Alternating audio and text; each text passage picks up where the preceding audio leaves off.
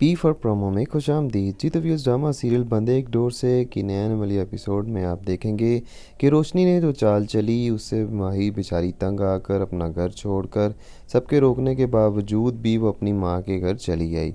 अब रोशनी दूसरी तरफ से ये चाल चलती है कि अब माहीन की माँ को अपनी माँ के ज़रिए पट्टी पड़वाती है ताकि इन दोनों घरानों में लड़ाई हो और इनकी आपस में डाइवोर्स हो और इसका रास्ता क्लियर हो। अब माहीन की माँ से बात करने चली जाती है रोशनी की माँ। ये दोनों माँ बेटियों ने फसाद डालने का ही काम किया हुआ है अब इन दोनों घरानों में। तो वो आकर कहती है कि माही जो है वो अपने घर से क्यों छोड़ कर आ गई है, मैंने सुना वो बहुत तंग है। तो खैर माहीन की माँ कहती है कि उसने तो कभी नहीं बताया, उसने तो हमेशा यही कहा है कि उमर और उसके घर वाले उसका बहुत ख्याल रखते हैं, ससुराल वाले बहुत अच्छे हैं। तो माहीन की माँ की बातों से उसको अंदाज़ा हो जाता है कि ये मानने वाली नहीं है। तो रोशनी की माँ फिर अपनी चाल चलती है और उसको कहती है कि भाई ऐसी बातें जो हैं वो कोई दोस्त ही दोस्त को बताता है, अब घर में थोड़ी बताएगा, घर में तो यही कहेगी ना कि बिल्कुल ठीक है। अब इस तरफ जो है वो माहीन की माँ को भी टेंशन लग गई है कि वाकई माहीन इसी वजह से घर छोड़कर आई है कि उसको मसला है कोई वहाँ पे सीरियस।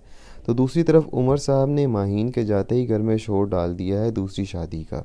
अब ये बढ़ा चढ़ा कर रोशनी को बताकर उसके सामने अच्छा बनने की कोशिश करता है। तो रोशनी इसको 2 मिनट में पलट कर बिठा देती है और उसको कहती है कि तुम तो बेवकूफ़ हो, ऐसी बातें कर रहे हो।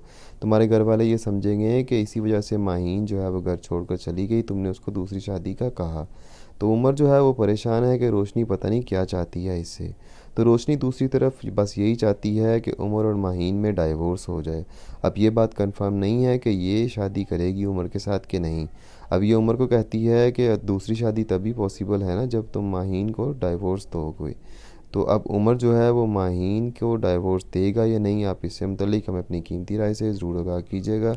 ड्रामों की दुनिया से बाखबर रहने के लिए पी फॉर प्रोमो को सब्सक्राइब करके हमारे साथ जुड़े रहें। आपका शुक्रिया। अल्लाह हाफ़िज़।